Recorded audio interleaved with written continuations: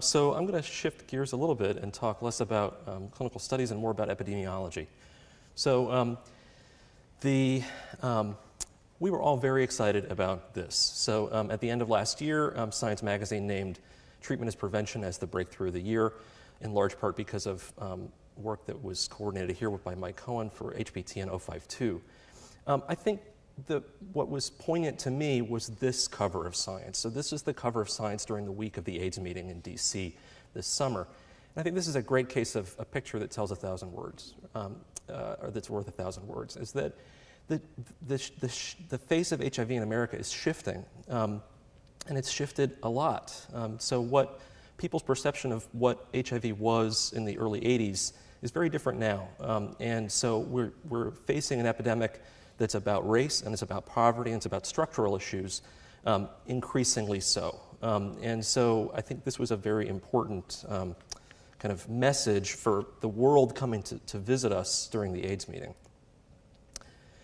This is from AIDSview. So AIDSview is a service of Emory University that coordinates, it's basically a data warehouse, and they put together these geographically referenced data about HIV in the United States. These are prevalence data. So this is, if you took a snapshot right now of people living with a diagnosis of HIV, a known HIV diagnosis in the United States.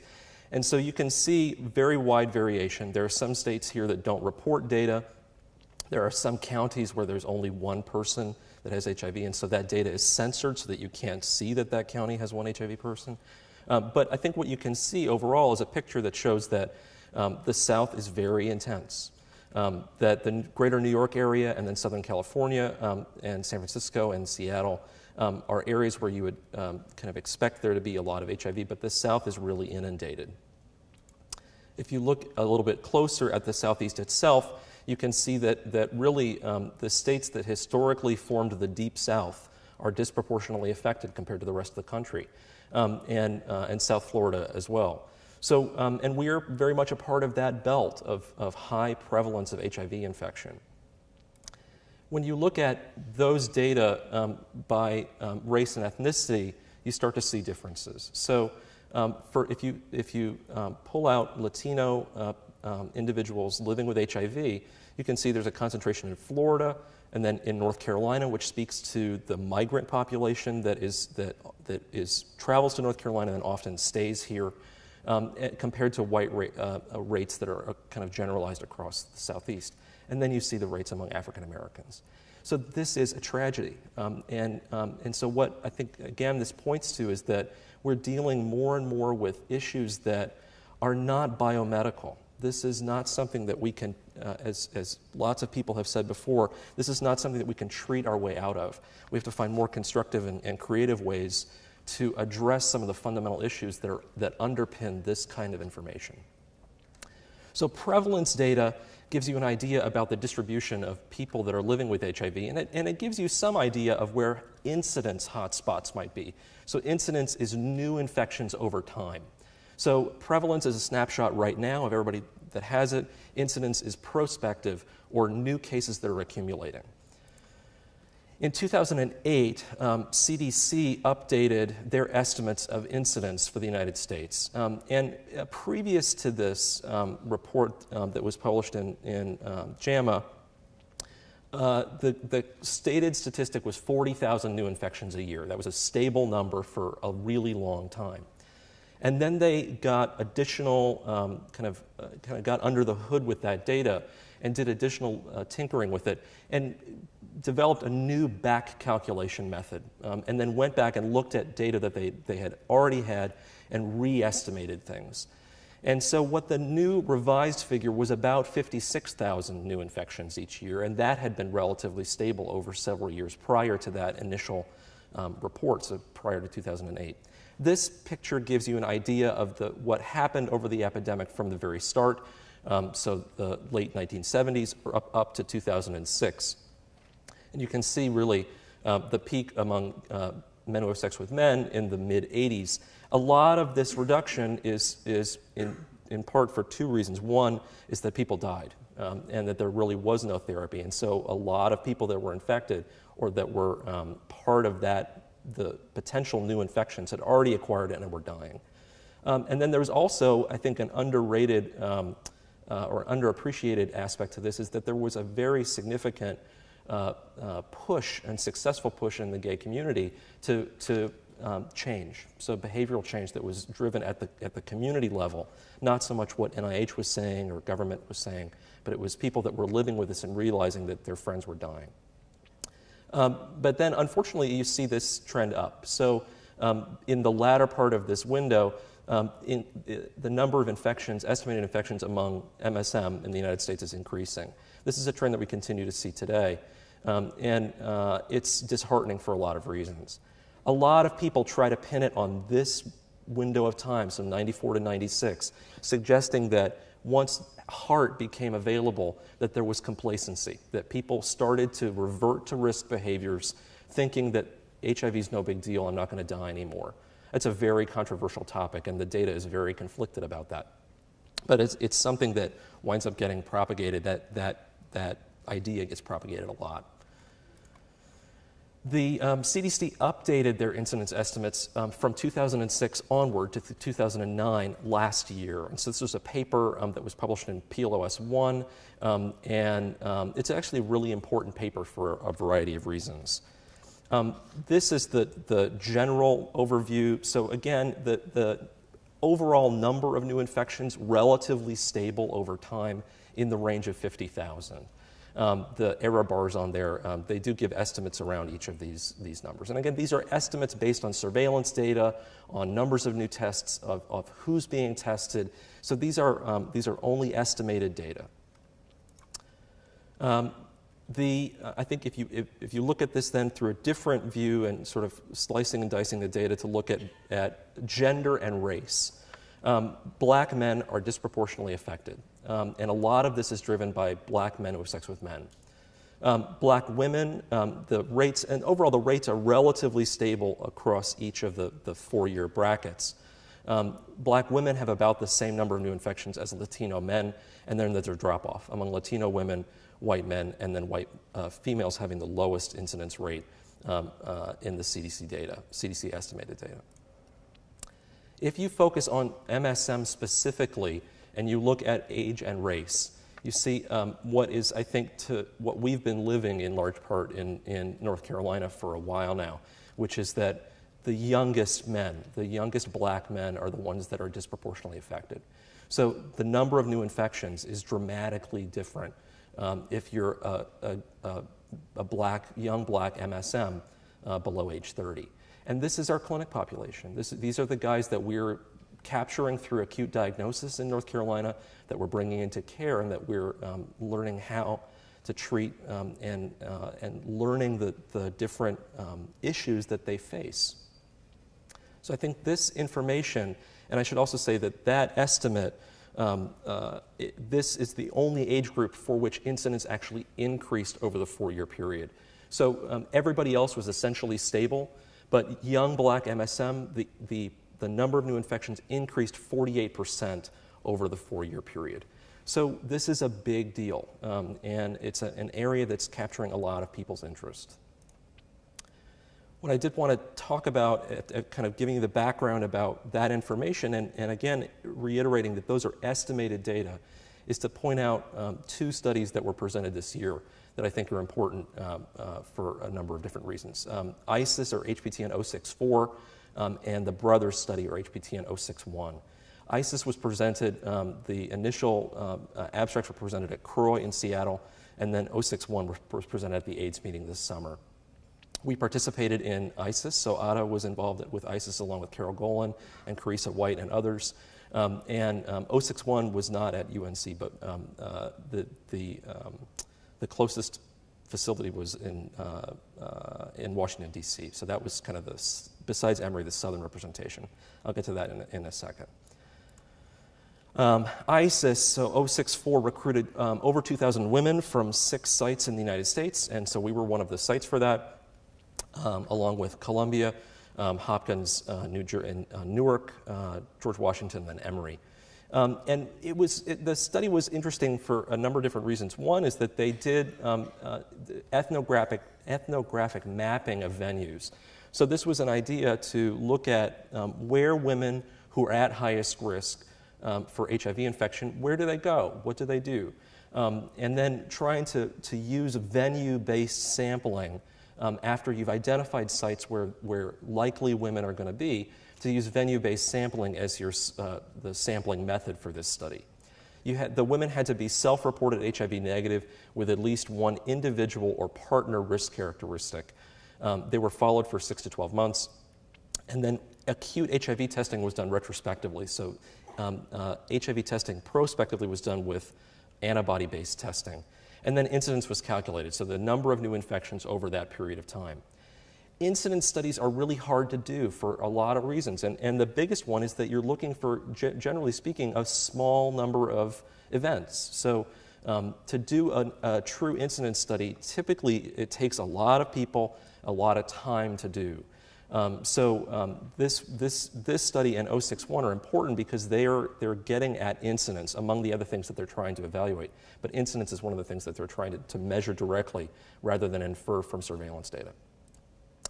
So some general baseline characteristics of participants. There's a lot of data that was presented, and I admittedly picked certain things that I thought were worth mentioning. Overall in ISIS, 88% of the women that participated were black, 12% were Latina. The median age was 29 years old with a range of 18 to 44. 27% of them had at least monthly substance use that was excluding marijuana. A minority, 37%, had transactional sex, so sex in exchange for safety, food, housing, something of that, or money. 40% admitted to binge drinking. 41% didn't know the HIV status of their last male sex partner. And just under half had food insecurity at some point during the study. A substantial portion of women who were in the study didn't know they had HIV at the time that they were enrolled. So 1.5% was a baseline seroprevalence, so 32 women in the study were HIV infected and didn't know it. And then retrospectively, another 2 were identified, so there really were 34 women that had HIV at the time the study started. And then what the kind of big number here is that the sero incidence calculated for ISIS was 5 times higher than what CDC had estimated previously. CDC said that the annual incidence for women in the United States was 0.05%. And so the calculated incidence here was 0.24%. Based on 4 seroconversions that were observed over the study period. The unfortunate part about having that few number of seroconversions is although you can get an incidence statistic, you can't really do statistics that say what's connected to this. What can we identify that's clearly associated with these new infections? And so they were unable to determine if there was some specific factor that was contributing more than others. The Brothers study, or HPTN 061, again, it's geared towards looking at high-risk populations. And so this study recruited over 1,500 men at 6 sites, and those are shown there. So San Francisco Department of Public Health and UCLA out west, and then 3 sites on the East Coast. The referral and recruitment was based in community recruitment, and then individuals who were enrolled in the study could refer sex partners. And that was based on essentially not a true respondent-driven sampling model, but basically a chain referral sampling where you got an incentive for referring somebody. Demographic and behavioral information was obtained by ACASI, so audio computer-assisted self-interview, and that has been shown over and over again in behavioral studies to get better sensitive data. So it removes a bias of having somebody in front of you asking you sensitive questions. Then they did a separate interviews with folks to get a better idea about what sexual and social network information looked like for each individual person. And so there was an in-person interview to get that type of information. And then a very interesting and important aspect of the Brothers study was that they offered the participants peer health navigation. And that is basically somebody that's connected and knows what services are available to people and can help that person get connected to those services. And then linkage to medical services was provided as needed. When the study got started, the assumption was that that peer health navigation referral was going to be for HIV and STD-related services. But overwhelmingly, what they saw was this is for housing, for employment, for mental health and substance abuse issues. So when they were offered that thing, it went in a completely different direction. So it's kind of a testament to if you offer something, you really never know with a study what's going to happen when you start it. Some baseline characteristics of people in the Brothers study: 11% were previously diagnosed. So there was no exclusion for HIV diagnosis. It was basically all comers for this study.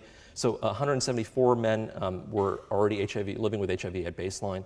165 or 12% of the uninfected group were newly diagnosed at entry. So these were men that did not know they had HIV, and 3 of them had acute HIV at the time of diagnosis.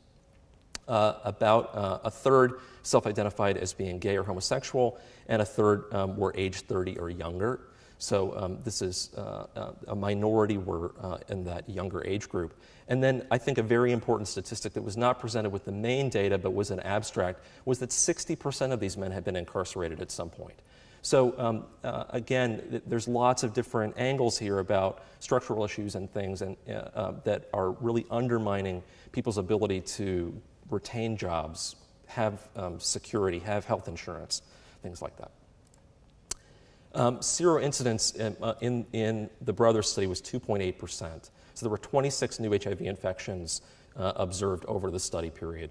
And then when you isolate that to the youngest men, so just that 30% that were under age 30, it's 6%. So a 6% annual seroincidence based on 20 conversions. So 20 of those new infections occurred in that youngest 30% of the population. That's 25 times higher than what was observed in ISIS. I did want to point out that this is a really important paper in line with work that Greg Millett, who's the lead author, has been working on for a long time.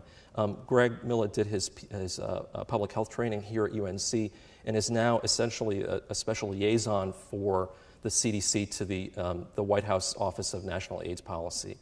Greg's work has been looking at trying to explain this disparity, that there must be some underlying reason. And a lot of people assumed, well, it's that black men use more drugs, or black men are doing X, Y, and Z.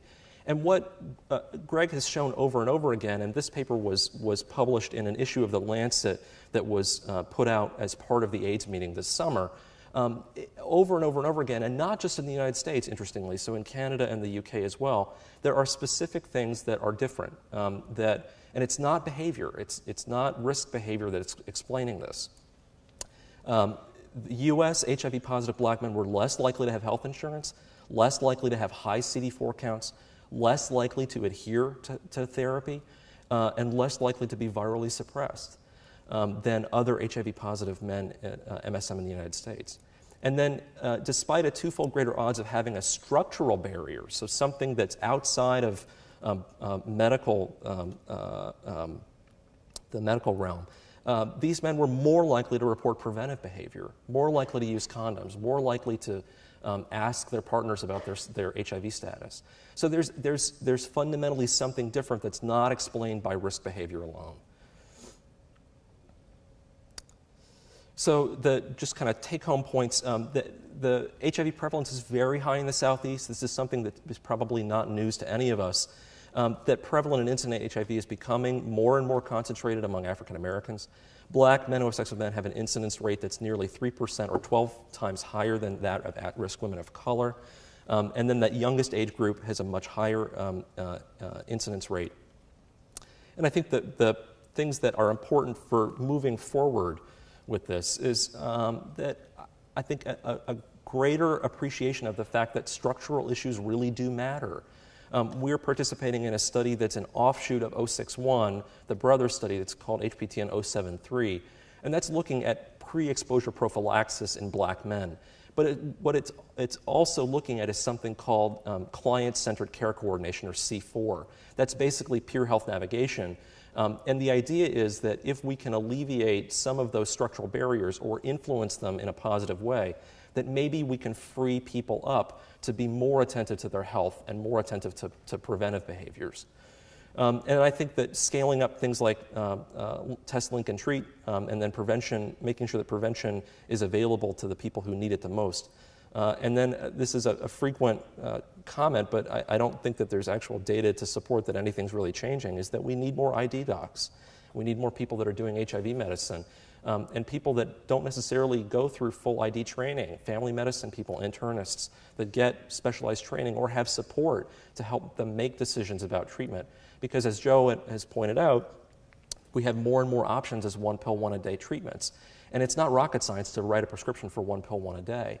So it's, but there's still this perception, I think, in the treatment community or among physicians that you have to send this person to a specialist. It's like sending a cancer patient to an oncologist, that it's chemo, they must need some fancy training in order to know what the drugs are.